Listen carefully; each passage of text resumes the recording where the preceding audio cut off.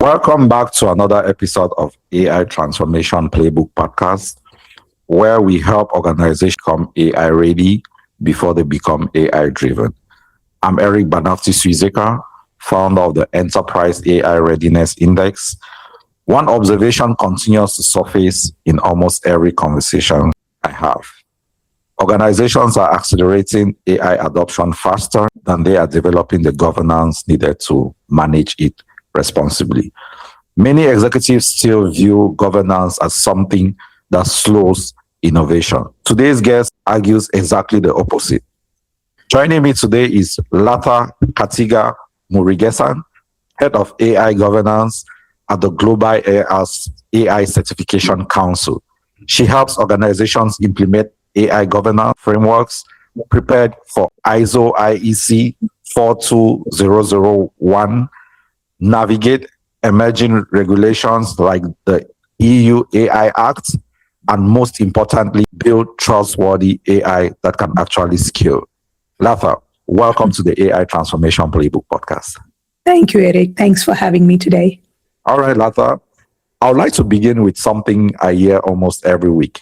Executives tell me we don't have time for governance. We need to move fast. My response is usually, without governance, you eventually move slowly anyway because you spend your time fixing problems. Do you think governance has been misunderstood in this AI journey? Sure. So true. So, see, I have actually a YouTube channel where I only talk about AI incidents. It's not, I show them the incidents that had happened in the past and what problems that has actually caused and how we can fix it using AI governance. So there are thousands of incidents that have happened in the past. I'll give you a quick example to help understand the extensive version of AI governance, why AI governance is so important.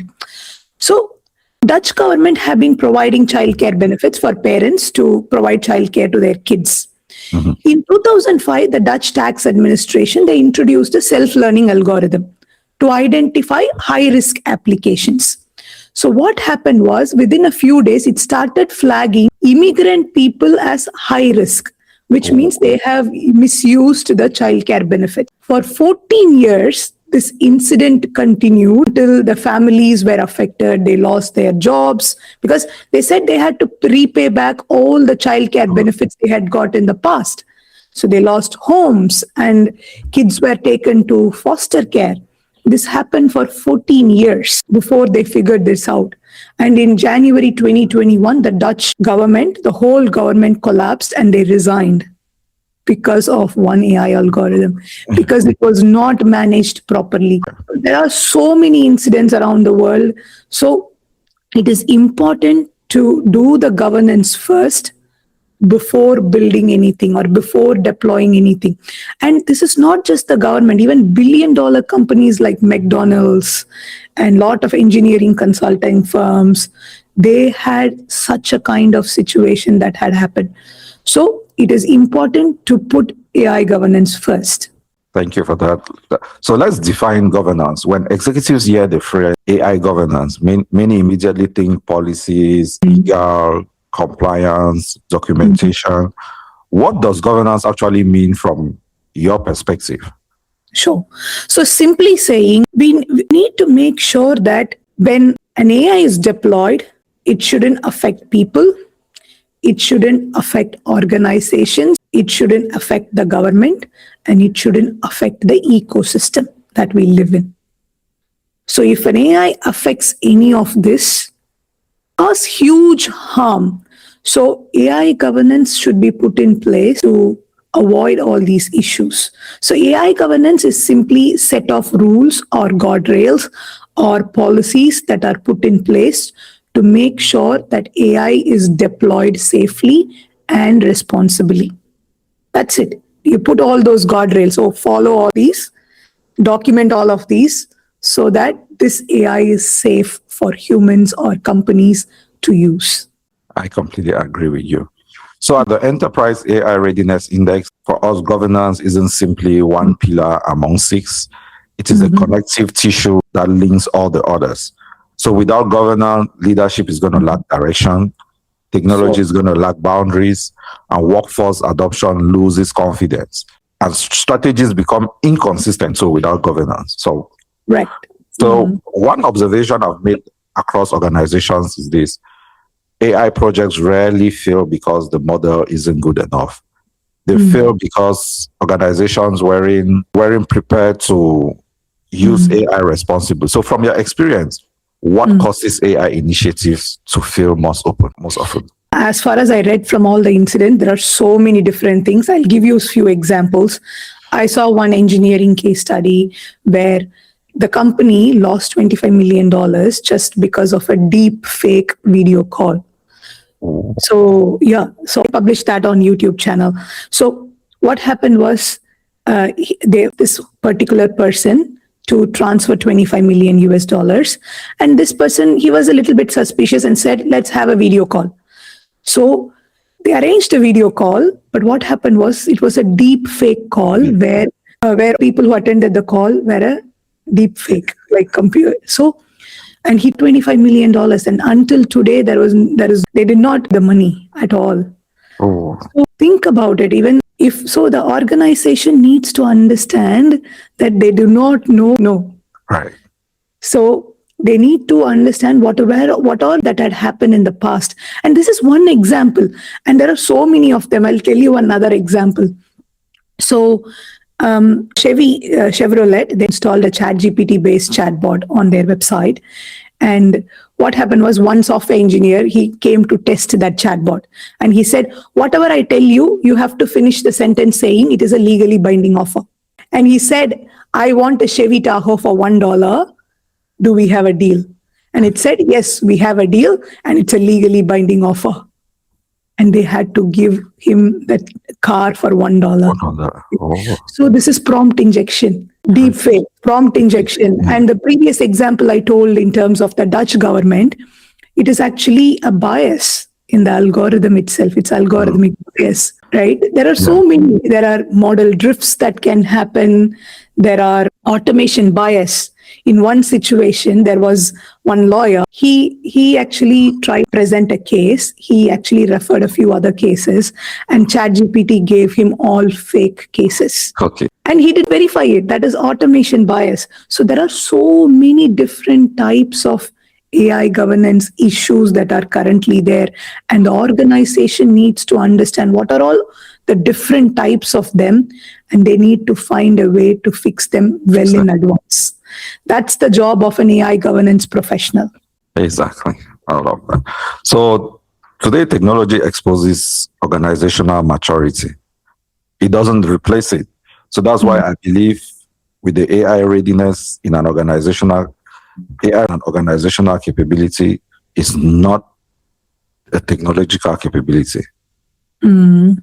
So now, proceed. Mention your YouTube channel. So I want you to give like the name of YouTube channel so that people can go check it out before we proceed. So it is Latha-AI-Governance YouTube channel name. So my first name -AI-Governance. So let's move now to ISO 42001 and executive leadership. So many executives have heard about the ISO IEC 42001. Some assume it's simply another certification, another ISO. Don't know what it means. Can you explain why leaders, not just IT teams, should care about it? Sure. First of all, ISO 42001 is the world's first certifiable AI management system. Okay. So which you deploy an AI system, ISO 42001 is the only certifiable way we can say, see, we have an AI system, we are certified, that means our AI is safe to deploy and use. Okay.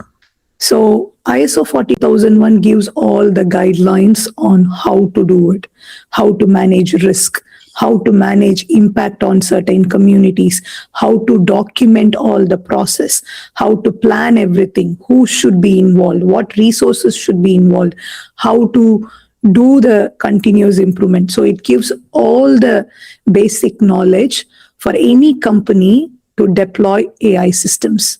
So it is important for executives, AI engineers, senior managers to understand ISO 42001. Oh, I like that. What's the procedure of getting the certification? So there are, first of all, companies need to implement ISO 42001, which means there are certain clauses and annexures in ISO 42001 they need to follow and document all of that against all the AI systems or AI use cases they have in their organization. That's step number one. Then they need an auditor to audit their system. And once they audit and they are happy, they will say this organization is ISO 42001 certified. And this is for organization. And there are ISO 42001 certification for individuals. So individuals can become a lead implementer who can implement ISO 42001. They can also become a lead auditor where they can audit AI management systems. So ISO 42001 is there for both organization level and also individual level. So is there a price tag for that? Can you repeat the question, please? Is there a price tag? Or what's the price tag for getting the ISO certification? Okay, for organization, it's on the size of the organization. Maybe if a small organization is small, they have only 2 or 3 use cases, then it takes less time, then it costs less, probably anywhere from 10,000 to 15,000. But if the organization is big, because few months ago, Microsoft got ISO 42001 certified. Of course, they might be using hundreds or even thousands of use cases in AI. For them, it would have taken longer. Probably they would have spent millions of dollars doing it. So it depends on number of use cases in the organization. Coming to the individual level, like getting ISO 42001 lead implementer or lead auditor certification, there are different providers offering these certification, including Global AI Certification Council. So the price vary because of a few factors. Number one, if you take the training self-paced, probably it will be cost less, maybe in like 600, 700 USD. If you're taking instructor-led training, face-to-face training, it can go up to 2000 USD right now. Okay. So these are the costs involved. I like that. Many organizations pursue after implementation. So what ISO seems to encourage is building responsible systems before scaling. Correct. ISO 42001 released in December 2023, and after that, it is not updated yet.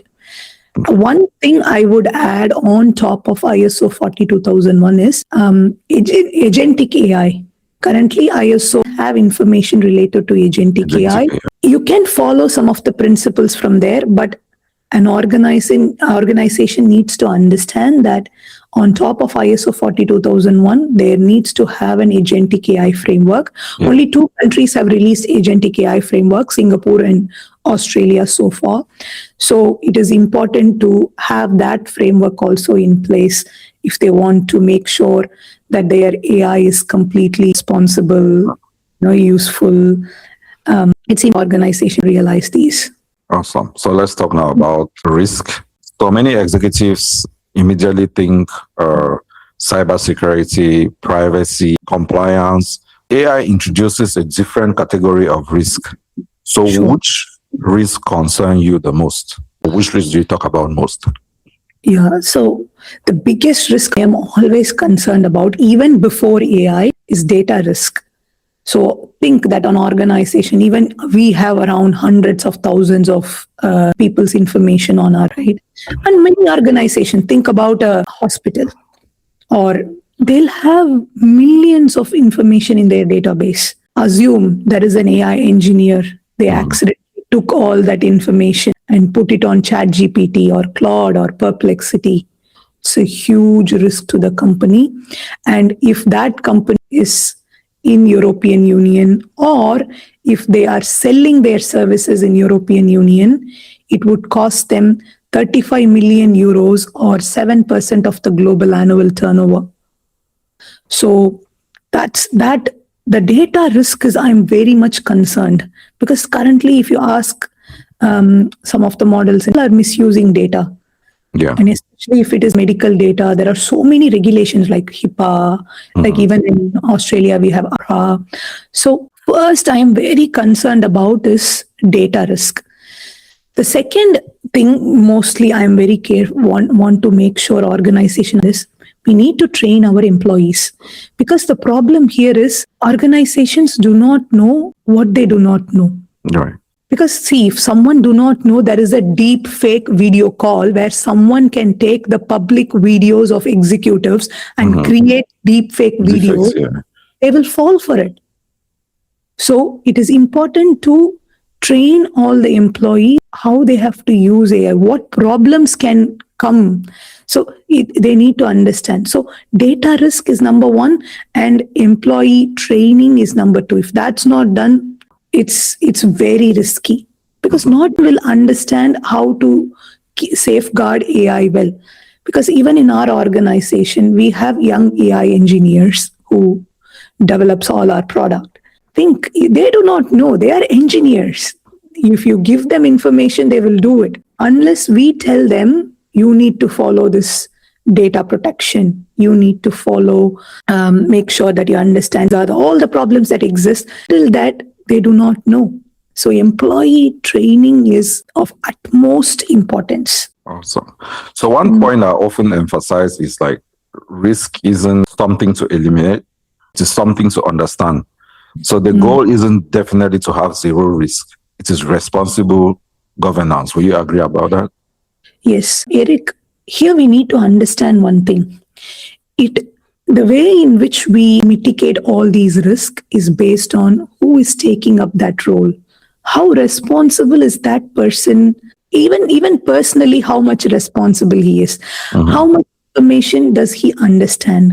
Because in some cases, we do not know what we do not know.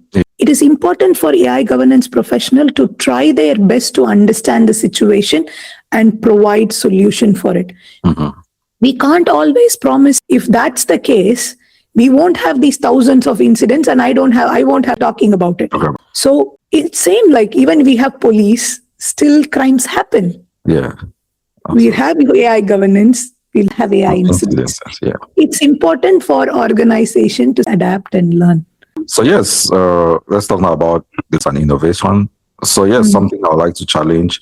So many startups founders believe governance slows innovation. So you've worked with organizations implementing governance at scale. Does governance actually slow innovation, or does it accelerate sustainable? So this question I get of the times. Okay, first of all, we need to understand what time frame are we talking about. Are we talking about first 3 months, or are we talking about 2 years? 2 years. If you take only first 3 months, we are doing something. Of course, AI governance is going to slow down the innovation you do. Okay, because you will try to do something, someone will say, oh no, you can't do this. It's going to slow down. If you think in a 2 years or 3 years or more than that, governance is only going to safeguard things. Think you are driving on, you have a lot of guardrails. That's why you're going in 60 miles an hour or 70 or 80 miles an hour, right? It's because of that guardrails. But come to the city limit, it'll be like 30 or 40 miles per hour, correct? So it is, once you have those guardrails, you can go much faster, just like in highway. So AI governance is a guardrail for AI. So in longer term, it's going to help. Even Gartner, in their report, they mentioned that most of the AI projects will fail by 2027. Most of them, I do not have in hand, but it's more than 50% will fail. And even there are so many examples of AI experiments that failed. Even IBM built an automated drive-through for McDonald's, and they closed it after 2 years. Even a billion-dollar company spending millions of dollars in AI, they face all of these issues. So it is important to realize that and take it in a right way. Again, long term, it will not slow down the innovation. But for short term, it will feel like, why do I need to spend time on it? No? That's a very big right there. Because organizations don't slow down because they have governance. Correct. They slow down because they introduce governance too late. So So let's move like to boardroom AI. So we're beginning to see AI move from IT department to the executive suite and increasingly to the boardroom. So how should boards think differently about AI? Sure.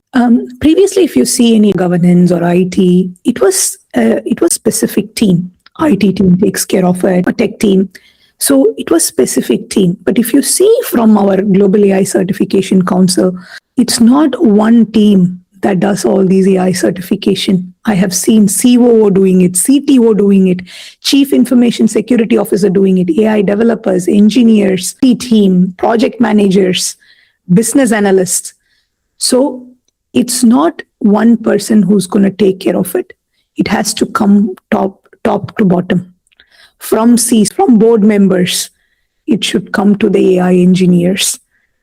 So as a board member or a senior leadership team, they need to understand what regulations are in place and what framework should we follow to comply with those regulations. Yeah. It should start from there. And the senior management team, like Chief Information Security Officers or Chief Technology Officer, they should understand those and create a plan in a way that their AI engineers or developers follow that. Mm-hmm. And even a business analyst need to know what should be placed so that they can directly convert those requirements for their engineers. So it's not one person that needs to understand this. Even I have seen procurement manager using AI, because when you use AI in an organization, for example, if you use ChatGPT in an organization, ChatGPT is not responsible. Our organization is responsible. So procurement managers need to understand before they procure any software in their organization. So I hope it makes sense, right? It does. And one thing I actually encourage boards to ask is, instead of asking, do we have AI? They should think about, or should ask the question, do we understand how AI makes decisions inside our organization? So right. those are different conversations. Mm-hmm. So yeah. So our enterprise AI index 6 dimensions. Mm-hmm. Executive leadership, AI governance, data and technology, risk and security, then AI strategy. So looking at these 6 pillars, where do organizations most commonly underestimate their readiness? The main thing is, as said, there is less awareness in the training, because people are still, and because it's such a new thing. Yeah. Even the governance itself is very new. Even ISO 42001 itself was released only in December 2023. So people do not understand as I said, they do not know what they do not know. Mm-hmm. So the training is very important. That's why they're underestimating it. Oh, this is not going to cost anything. I'm just going to program like a normal software. But it is completely uncertain. Traditional softwares, you give this input, you give this process, the output will always be the same. There was a certainty. But in AI, it's not like that. So it learns from the algorithm, it learns from the data, it learns from the environment. Mm-hmm. So people need to understand there are this uncertainty here. Even if they found the issues like automation bias, algorithmic bias, or model drift, they should know how to solve it, because there are so many ways. Because at one point, you cannot even solve it. You just have to pull out plug. Yeah. So it is better to understand in advance. As a collective team, they have to work together, brainstorm what could go wrong, and find a way to fix it well in advance. Tell their developers to do that well in advance. That's when the AI can be responsibly deployed. Otherwise, at one point, it will go beyond the limit, and the only way is to turn it off. And there are so many incidents that I share on YouTube. Many incidents. Most of the times, the plug was off. Only then they solve all those problems. And it's trillion-dollar companies also had this issue. Awesome. That's fascinating. Mm-hmm. Very, very fascinating. One thing is that readiness isn't about having AI. It's about having an organization capable of governing AI. All right. So Latha, I would like to have your opinion on on this. So some leaders believe governance should begin after they identify use cases. I actually believe governance begins before organizations even purchase AI. Why do you stand on that? Sure. The AI governance comes in even before the organization think about planning to use AI in their organization, even before using ChatGPT in their organization. Because I'll take an example. If you bought in ChatGPT in your organization, if you don't tell your employees, hey, you cannot post our client information here. You cannot post our software code inside this to check whether it is working or not. Yeah. See, the Samsung, there were few happened. They put all the code on ChatGPT, and that's a violation. So even before the employees need to know, they need to be trained on how they use even ChatGPT. And some organizations, employees use AI tools without letting their IT team know. That can violate it. They use at home. So they call it shadow AI. Even before they even think about using AI in their organization, give awareness training to employees. What's going to happen? What can go wrong in an organization? Then only to even think about use cases. Then only they need to plan for it. Then only they have to create it and deploy it. So awareness training comes even before we think when to use ChatGPT. Awesome. I'm sure it makes to most. No, it does. Yeah. So quick, you can just answer with one sentence each. So what is the biggest misconception about governance? People confuse compliance and governance. Governance different from compliance. Yeah. So what is the difference? Compliance, just complying with all the laws and regulations that are there, because when you deploy in specific area, you have to make sure, I'm following all the laws and regulation. Governance is much more than that. It's more about caring about people, caring about organization, caring about ecosystem, and deploying it responsibly. So people confuse these both. Only doing compliance, you won't get fined, but you need to make sure you have governance so that you are doing it responsibly. So people have this myth, when I have governance, I have. So what's the most overlooked executive responsibility? The most overlooked responsibility is they don't have AI. It is the IT department's work, or not my work. Like that. Because in most of the times, we need to have it with each AI use cases, and in most of the times, it's the leadership team. So they don't understand that if their name is in there, they need to make sure that they understand it. It's not the AI developer's responsibility most of the times. So what's one AI risk leaders should pay more attention to? Bias. I'm really scared of this. It's very difficult to even fix data, mitigate that risk. Everything else can be, I always feel like it's okay. But bias is like, it's very scary. And most of the incidents that I share online is bias. So bias is something we need to be very careful about. Yeah, and I think I've seen a lot of articles where companies are being sued because of their hiring process using AI and because of the bias that comes in the process. So I think, I'll second you on that. So the human capability that's becoming more valuable in this AI era. What's the human capability that's becoming more valuable? I think it is the deepest care you have for your people and the community. If someone has to become a governance professional, instead of thinking too much about the documentation, implementation, auditing, they need to step back and think as a good person. Because this Dutch government, when they had the self-learning algorithm, in one situation, because the parents had to pay all the childcare benefits, they did not have money, they had to put the kids in foster care. For 14 years, they couldn't find this, and the kids were in foster care. As a person, we need to understand how difficult was it for those kids and their parents. They were wrongly accused for so many years. So as an AI governance professional, be understanding the tech and stuff, we need to be a good person to become an AI governance professional, in my opinion. So what's one leadership habit every CEO should develop? Empathy. Empathy, yeah. Even the CEO, that the most intelligent person in the future is not someone who knows how to code, is someone who has empathy, and care. So that's one of the, especially in AI era, we need to understand that if something goes wrong, they have to be very careful how they do it. So what's one book every executive should read? That's in terms of our business or whatever. In general, whichever one you choose. Okay, Good to Great. I really love the book. It gives us leader. It helps understand how to take an organization from good to great.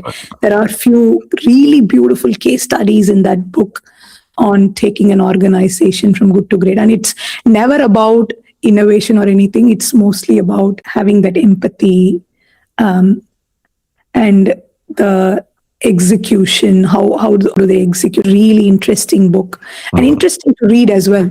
So what's one AI regulation organizations should begin understanding today? Okay, so the most comprehensive AI regulation we have right now is European Union's EU AI Act. Once you understand it, like most of the other countries are from that only.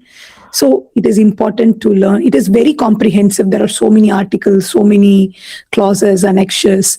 But having an overview of European Union's AI Act is a very good starting point. Other countries can have more than what they have done. So I would say EU AI Act, and they have the most penalties of all the regulations around the world.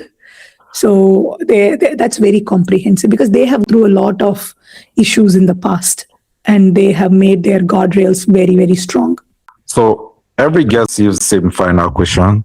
Like if you could add one additional to the Enterprise AI Readiness Index, what would it be and why? Can you please tell all those? You have executive leadership. Can you repeat all those 6 so that I can? Yeah, executive leadership, AI governance, workforce readiness and technology, risk and security. Then we have AI strategy. Okay, so I would say people in any AI.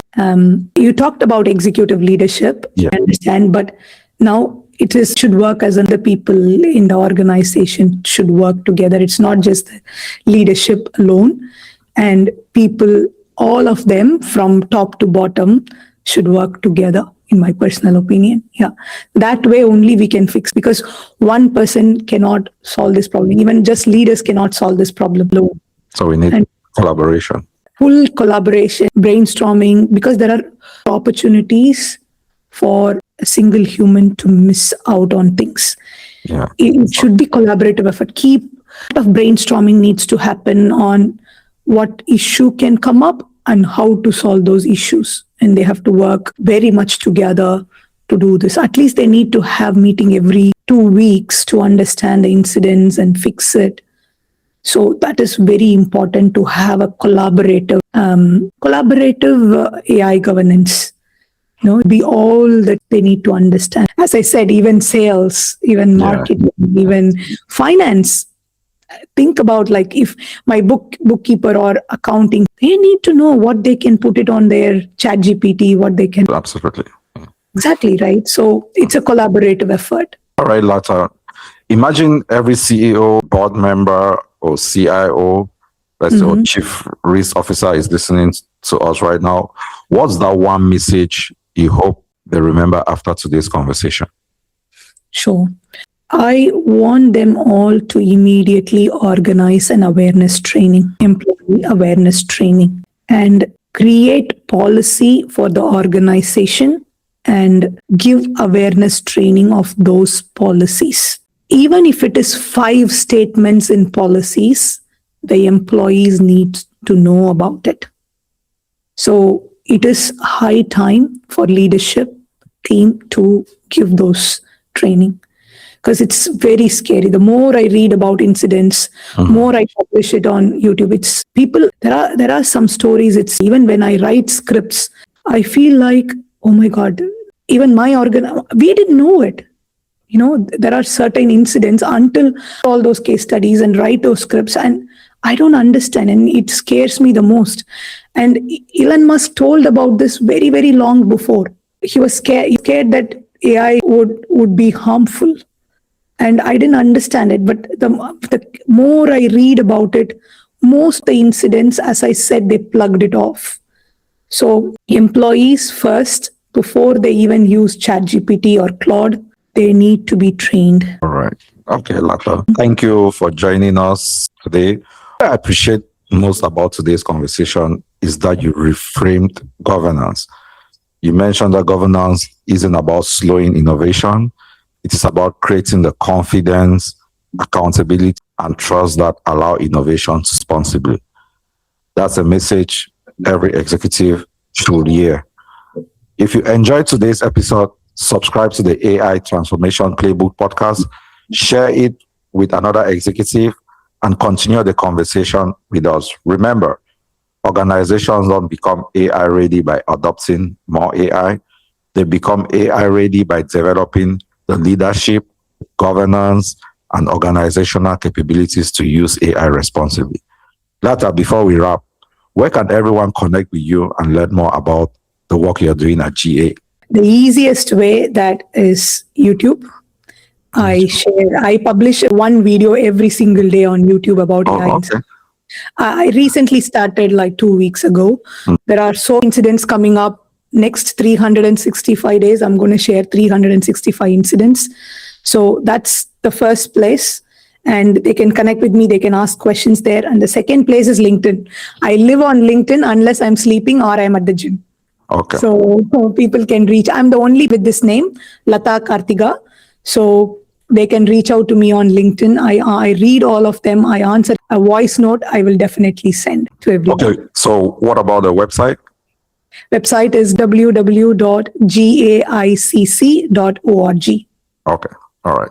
Thank you very much for joining us today. And thank you much for watching and listening to us today. Have a nice day. See you next time. Thank you. Thank you, Eric. Wonge varini kinyokin kikusiake maninki Gloria